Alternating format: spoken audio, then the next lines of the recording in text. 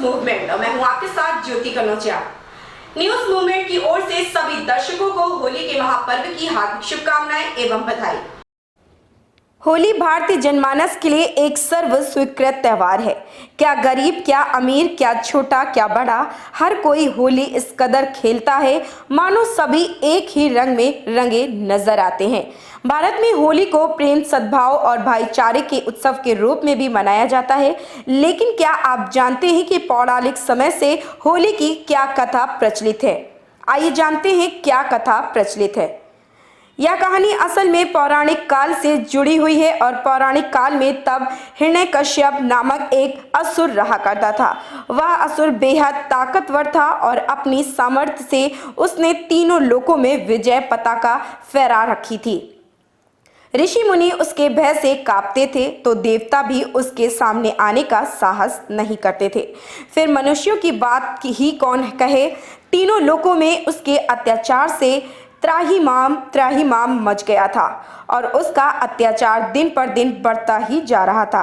ऐसा इसलिए भी था कि भगवान से उसे लगभग अजय होने का वरदान प्राप्त था। इसलिए निर्भय होकर वह अपने कुकर्मों को बढ़ाता जा रहा था।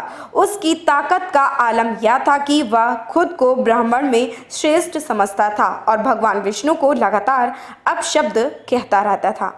तभी हिरण्यकश्यप को एक पुत्र रत्न की प्राप्ति हुई और उस पुत्र का नाम प्रहलाद रखा गया।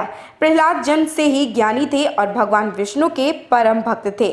ज्यों ही वह थोड़े बड़े हुए तब हिरण्यकश्यप को अपने बेटे प्रहलाद के विष्णु भक्त होने का एहसास हो गया। पहले प्यार से समझा बुझाकर हिरण्यकश्यप ने प्रहलाद को मनाने की कोशिश की, किंतु प्रहलाद की भक्ति अटल थी। जब समझाने बुझाने का कुछ असर नहीं हुआ तब हिरण्यकश्यप ने प्रहलाद पर बल प्रयोग करना शुरू कर दिया। वह उन्हें तरह तरह से प्रताड़ित करने लगा।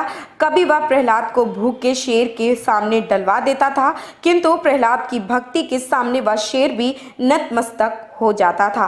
कभी पहाड़ की चोटी से प्रहलाद को नीचे फेंक देता था, किंतु प्रहलाद भगवान का नाम लेते थे और भगवान उनकी हर जगह रक्षा करने को उपस्थित हो जाते थे।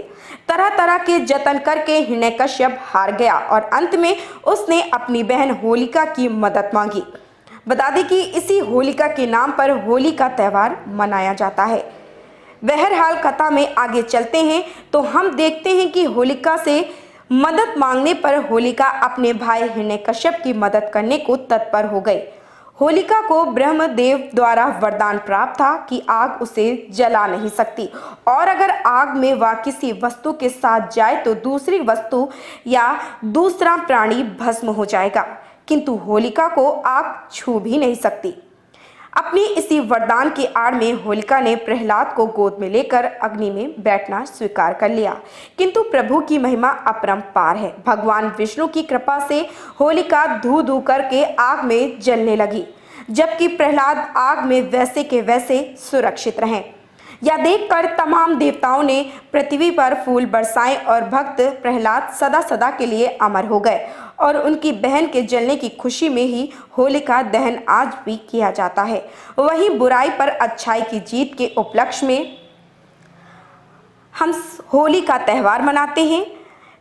कई जगह यह किंवदंती भी प्रचलित है कि हिरण्यकश्यप की बहन होलिका इजोली नामक रामकुमार से प्रेम करती थी और कुछ ही दिन बाद हिरण्यकश्यप द्वारा प्रहलाद को जलाने के लिए मदद मांगने पर होलिका ने मना कर दिया था। लेकिन हिरण्यकश्यप ने उसे धमकी दी कि अगर वह प्रहलाद को जलाने में मदद नहीं करेगी तो वह उसका विवाह इजोली से नहीं होने देगा और इजोली को मार देगा।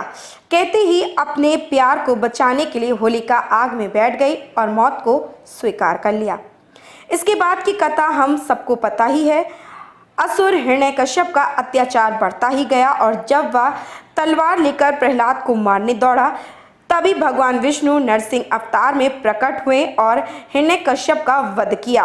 कहते हैं कि धर्म की रक्षा के लिए भगवान समय समय पर अवतरित होते रहते हैं और इस समय भी ऐसा ही हुआ।